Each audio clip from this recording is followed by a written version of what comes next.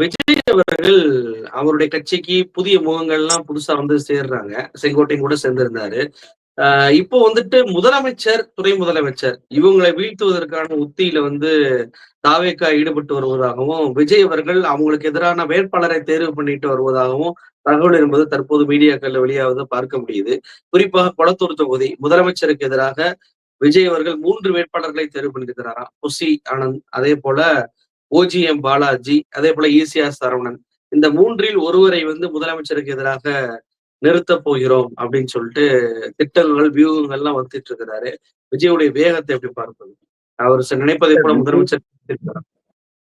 இல்ல விஜயினுடைய வேகத்தை எப்படி பார்க்கிறோங்கிறத தாண்டி விஜய் என்ன வியூகத்தை வகுக்கிறாருன்னு தான் பார்க்கணும். இப்ப புஷி ஆனந்த பலி கொடுக்க பாக்குறாரு, இல்ல நீங்க சொன்ன பெயர்கள் நிறைய பெயர்கள் எல்லாம் சொல்லிட்டு வந்தீங்க இல்லையா, அவங்களெல்லாம் பலி கொடுக்க பாக்குறாரு அப்படின்னு தான் புரிஞ்சுக்கணும்.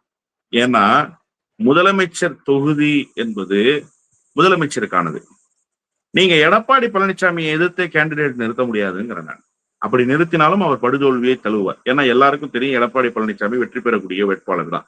ஏன்னா அவர் தான் எதிர்கட்சி தலைவராக மீண்டும் அமரப் போகிறார். அப்படிதான் நான் நினைக்கிறேன். அதுதான் தமிழ்நாட்டு அரசியலாகவும் இருக்கணும்னு நான் விரும்புறேன்.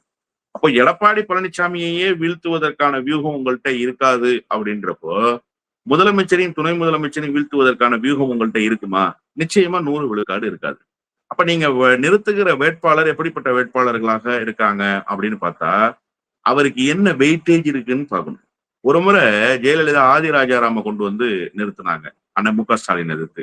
இன்னொரு முறை சைதை துரைசாமியை கொண்டு வந்து நிறுத்தினாங்க. இதுல சைதை துரைசாமி ஒரு பலமான வேட்பாளர்னு கருதப்பட்ட வேட்பாளர் தான். இதே கொளத்தூர் தொகுதி தான். ஆனா அவரால் வெற்றி பெற முடியல.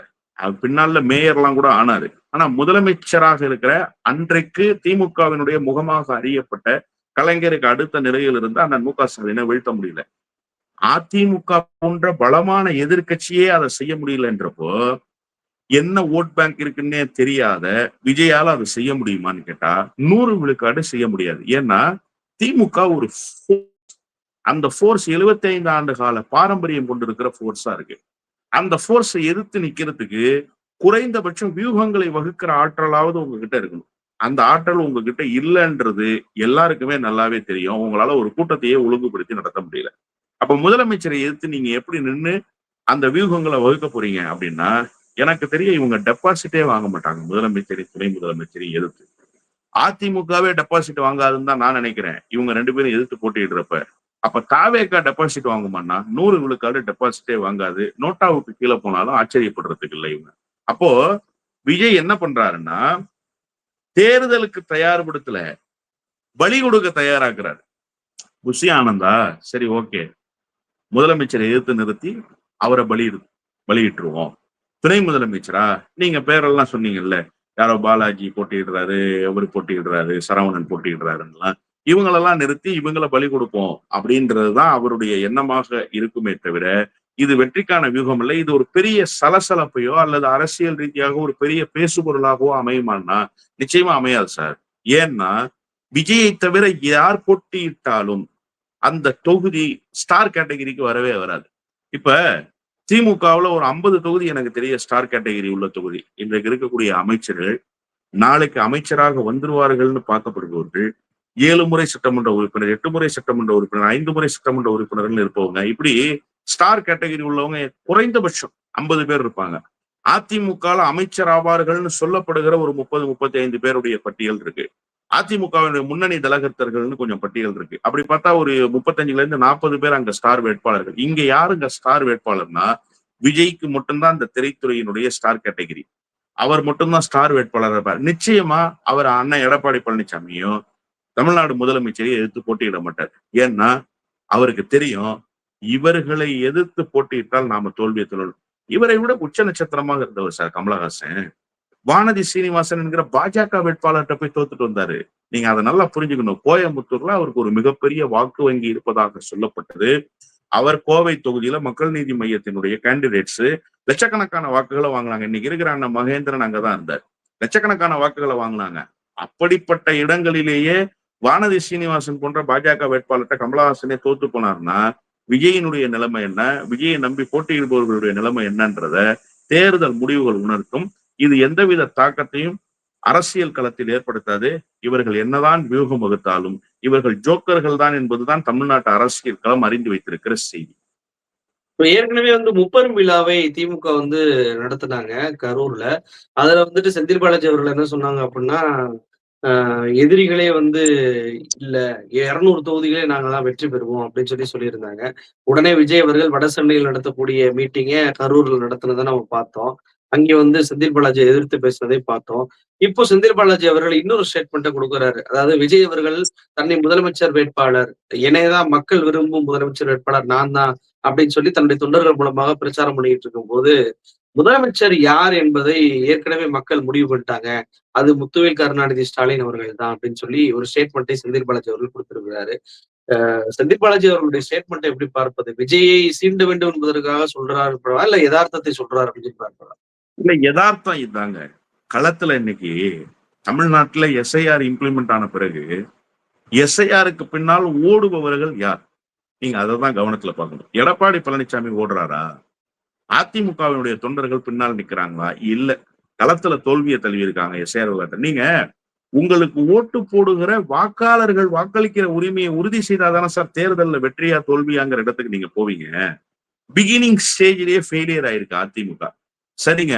அப்ப திமுக 100 விழுக்காடு ஒவ்வொரு பூத் லெவல் ஆபீசருக்கு பின்னாடியும் போய்கிட்டே இருக்காங்க. வாக்காளர்களினுடைய வாக்குரிமையை உறுதி செய்வதில் கண்ணும் கருத்துமா இருக்காங்க. தினந்தோறும் 10 ஒன்றிய செயலாளர், 10 நகர செயலாளர், 3 மாவட்ட செயலாளர்களை தொடர்பு கொண்டு முதலமைச்சர் பேசுறார். எஸ்ஐஆர் பணிகள் என்ன நடந்திருக்குன்னு கேட்கிறாரு. 70 விழுக்காடு நடந்திருக்குன்னு சொல்ற பணிகளை இன்னும் ஃபாஸ்டா இன்க்ரீஸ் பண்ணுங்கிறார். 50 விழுக்காடுக்கு கீழே குறைவான பணிகள் நடந்திருக்குன்னா அதுக்கு ஒரு மேற்பார்வையாளர்களை நியமிக்கிறாரு. அதற்கு உதவிக்கு சில ஒன்றிய செயலாளர் அருகாமையில் இருக்கிறவங்களை கொண்டு வந்து பொறுப்புக்கு போடுறாரு. இப்படி ஒரு தேர்தல் என்றால் அதற்கு பின்னால் இருக்கக்கூடிய இடர்பாடுகள் என்ன, அதற்கு பின்னால் என்ன பிரச்சனை இருக்கு, அந்த பிரச்சனையை அணுகுவதிலேயே தோல்வியை தழுவி இருக்கிறது அதிமுக. அப்ப தாவேக்காங்க அப்படின்னா, தாவேக்கா எந்த இடத்திலும் நான் ஒரு நாள் கூட பார்க்கவே இல்லை பிஎல்ஓ பின்னாடி போறதையோ அல்லது வாக்காளர்களுடைய இந்த எஸ்ஐஆர் படிவங்களை பூர்த்தி செய்து வாங்கி கொடுக்கறதுல எந்த பணிகளுமே நீங்க செய்யல அப்படிங்கிறத. போராட்டம் எல்லாம் பண்ணாங்கல்ல. இல்ல சார், அது போராட்டம்ன்றது ஒரு அடையாளம் சார். நீங்க போராட்டம் பண்ணிட்டாலே வாக்காளர்கள் எல்லாரையும் கொண்டு வந்து எஸ்ஐஆர்ல முறையா சேர்த்தா உங்களுக்கு வாக்களிக்கிற உரிமையை கொடுத்துருவாங்கன்னு சொல்லிட முடியுமா? இல்ல. அதற்குண்டான பேசிக் திமுக மும்முனை வியூகங்களை வகுத்தது. ஒண்ணு சட்ட போராட்டம், இன்னொன்னு களத்துல போராட்டம், அதற்கு அடுத்து தன்னுடைய பிஎல்ஏ 2 கொண்டு வந்து பொறுப்பு அமர்த்தி பிஎல்ஓ பின்னாடி போய் அந்த படிவங்களை நிரப்பி கொடுக்குற வேலை. எது வேணும்னாலும் நடக்கலான்றத முன்கூட்டியே யூகிக்கிற கட்சியாக அந்த கட்சி இருந்துச்சு. அதனால வியூகங்களை வகுத்தது அந்த கட்சி. இப்ப நீங்க அதை செய்திருக்கணும்ல, நீங்க அதை யாருமே செய்யலையே. அப்ப செய்யலன்றப்போ உங்களுக்கு களமே அங்க இல்ல, நீங்க களத்திலேயே இல்லைன்றதுதான் உண்மை. அததான் செந்தில் பாலாஜி சொல்றாரு, களத்திலேயே நீங்க இல்ல, யார் முதலமைச்சர்ன்றதை முடிவு பண்ணா. இந்த எஸ்ஐஆர் திமுகவுக்கு இன்னும் கூடுதல் அட்வான்டேஜ் ஆயிடுச்சு சார். நேரடியா பிஎல்ஏ 2 போய் வாக்காளர்களை பார்த்து உங்களுக்கு நாங்க தான் இருக்கோம்ன்றத உறுதிப்படுத்திட்டு வந்துட்டாங்க. அவங்களுடைய வாக்குரிமையை திமுக தான் தக்க வச்சு கொடுத்ததாக கருதுறாங்க எல்லாரும். அப்ப திமுகவுக்கு இன்னும் கூடுதலான வாக்குகள் கிடைப்பதற்கான வாய்ப்பு தான். இப்பவே எல்லா தேர்தல் வேலையும் முடிச்சிருச்சு திமுக. இப்ப வெயிட்டிங் ஃபார் எலெக்ஷன் டேட்ங்கிற நிலைமைக்கு வந்துருச்சு திமுக. அப்ப இந்த நிலையிலிருந்து செந்தில் பாலாஜி அவர்கள் சொல்லிய கருத்து களத்தில் எதிரொலிக்கிற கருத்து தானே தவிர விஜயை சீண்ட வேண்டிய அவசியம்லாம் இல்லை. விஜய் ஏன் சீண்டணும்? அவர் பாட்டுல அவர் வேலையை பார்த்து அவர் தான் சார் திமுகவை சீண்டணும். திமுக விஜயை சீண்ட வேண்டிய அவசியமே இல்லை. திமுகவுக்கு விஜய் எதிரி அல்ல. விஜய் தான் தன்னுடைய இலக்கை இமாலய இலக்காக நிர்ணயிக்கிறாரு. அது ஒண்ணும் தப்பு இல்லை. நீங்க வானம் வசப்படும்னு நினைச்சீங்கன்னாதான் என்னைக்காவது ஒரு நாள் உங்கள் கனவு மெய்ப்படும் என்று நீங்கள் கனவு கண்டு கொண்டே இருக்கலாம். கனவு காணுங்கள்னு அப்துல் கலாம் சொன்னாரு. அதனால அந்த அப்துல் கலாமினுடைய கனவு காணுங்கள் என்கிற வார்த்தையை முழுவதுமாக இன்றைக்கு செயல்படுத்துபவராக விஜய் வெளிப்படுறாரு. எனவே அவர் நான் திமுகவுக்கு எதிரின்னு கனவுலேயே இன்னமும் இருக்காரு. எனவே விஜய்க்கு திமுக எதிரி அல்ல. விஜயை பொறுத்தவரை திமுக ஒரு இலக்கு, அந்த இலக்கை நோக்கி ஓடுறார். இப்போ கொங்கு மண்டலத்துல செந்தில் பாலாஜி அவர்கள் திமுகவுக்காக ஓடிக்கொண்டிருக்கிறார். அந்த அனைத்து தொகுதியிலும் வெற்றி பெற வேண்டும் என்பதுதான் செந்தில் பாலாஜியோட இலக்காக இருக்கிறது. இப்போ கூடுதல் பலமாக தாவேகாவுக்கு செங்கோட்டையன் வந்திருக்கிறார். அதே கொங்கு பகுதியிலிருந்து அவரே கொங்கு பொறுப்பாளராக தான் நியமிச்சிருக்கிறாங்க. அவர் என்ன சொல்றாரு அப்படின்னா, விஜயை மீண்டும் முதலமைச்சராக்க வேண்டியது என்னுடைய பொறுப்பு. கொங்கு மண்டலத்துல நாங்க வெற்றி பெறுவோம். புனிதமான ஆட்சியை நாங்க அமைப்போம் அப்படின்னு சொல்றாரு. இப்ப கொங்கு பகுதியில் 2 பேர் பலமா இருக்கிறாங்க. ஏற்கனவே எஸ்பி வேலுமணி இருக்கிறார் அதிமுகவுக்கு. இந்த பக்கம் செந்தில் பாலாஜி, இந்த பக்கம் செங்கோட்டையன் அப்படின்றப்ப கொங்கு யாருக்கு வசப்படும் அப்படின்னு சொல்லி பார்க்கிறீங்க? இப்ப நீங்க 3 பேருடைய பேரை சொன்னீங்க. கொங்கு யாருக்கு வசப்படும்? இவர் ஒரு வியூகம் வகுப்பாளர், அவர் ஒரு வியூகத்தை வகுக்கிற ஒரு முன்மாதிரி தலைவர், இவர் ஒரு வியூக வகுப்பாளர் அப்படிங்கிறதெல்லாம் நீங்க சொன்னீங்கல்ல. இது களத்துல ட்ராக் ரெக்கார்டு என்னன்றதை தான் பார்க்கணும். ட்ராக் ரெக்கார்டு தான் பேசும். இப்ப எஸ்பி வேலுமணி ஒரு ரெக்கார்டு வச்சிருக்காரு சார். அதிமுகவை தன்னுடைய கொங்கு சீமையில் ஒரு பலம் பொருந்திய அமைப்பாக மாற்றிய பெருமை யாருக்கு இருக்கு? எஸ்பி வேலுமணிக்கு இருக்கு. எஸ்பி வேலுமணி அதிமுகவை பலமான கோட்டையாக கொங்கு மண்டலத்தில் நிறுவிய போது அந்த கட்சிக்குள் தானே இருந்தார் செங்கோடையன். அப்ப செங்கோடையனுடைய ட்ராக் என்ன?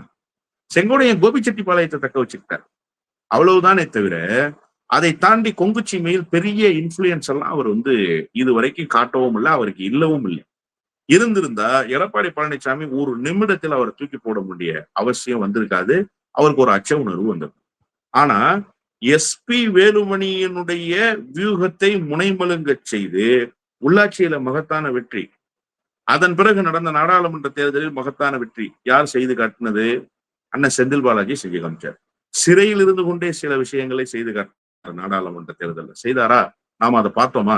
அப்போ ட்ராக்ல எஸ்பி வேலுமணிக்கும் அண்ணன் செந்தில் பாலாஜிக்கும் தான் கொங்குல யுத்தம். அதுல எஸ்பி வேலுமணியை இருக்கிற இடம் தெரியாம பண்ணிட்டார் அண்ணன் செந்தில் பாலாஜி. இன்னைக்கு செந்தில் பாலாஜி வகுக்கிற வியூகத்தை முனைமுழுங்க செய்கிற வல்லமை யாருக்கு இல்ல?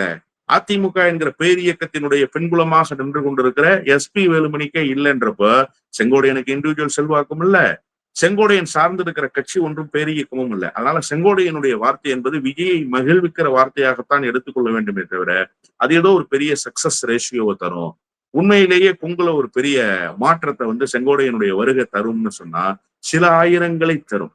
ஆனா அது வெற்றி முகட்டுக்கு எடுத்து செல்லாது. வெற்றி முகட்டுக்கு போகக்கூடிய வாய்ப்பை அது உருவாக்காது. செங்கோட்டையனுக்கு தன்னுடைய தொகுதியில் 5000 ஓட்டுகள் சொந்த இண்டிவிஜுவல் செல்வாக்குல இருக்கலாம். ஏனைய தொகுதிகள்ல காங்கேயத்துல, ஈரோட்ல, கோயம்புத்தூர்ல, அதே மாதிரி தொண்டாமுத்தூர் போன்ற இடங்கள்ல எப்படி இருக்கணும்னு கேட்டீங்கன்னா 1000 1500 ஓட்டுகள் இண்டிவிஜுவல் ஓட்டுகளாக இருந்தாலே பெரிது. அவ்வளவே இருக்கான்னு தெரியாது. அப்ப இது என்ன விஜய முதலமைச்சர் நாற்காலியில உட்கார வைக்க பயன்படும்? சரிங்க, அப்படியே வச்சுப்போம். கொங்கு பகுதியை ஒட்டுமொத்தமாக வெற்றி பெற்று விஜயினுடைய கையில் கொண்டு போய் கொடுத்துட்டா விஜய் முதலமைச்சர் ஆயிடுவாரா? ஏனைய தொகுதிகள் இல்லையா? கொங்கு மண்டலத்துக்குள்ள எத்தனை தொகுதிகள் இருக்கு? அது போதுமா? அந்த 35-40 தொகுதிகள் போதுமா? அதனால இதெல்லாம் விஜயை திருப்திப்படுத்துவதற்காக பேசுகிற வார்த்தைகள். அவர் சுற்றுப்பயணங்களை நேர்த்தியாக வடிவமைத்து தருவதில் வல்லவர் தான். அதிமுகவினுடைய முன்னணி தலகர்த்தர்களில் ஒருவர் தான். ஆனா அவருடைய ட்ராக் ரெக்கார்டா, ப்ரூவன் ரெக்கார்டுன்னு எதுவுமே இல்லை. இனிமே விஜய்க்கு அவர் எப்படி பின்புலமாக இருக்க போகிறார் என்பதை வரக்கூடிய தேர்தல் நாட்கள் உணர்த்தும். நிகழ்ச்சியில் கலந்து கொண்டு பல்வேறு தகவலை நம்ம பகிர்ந்துட்டீங்க. ரொம்ப நன்றி.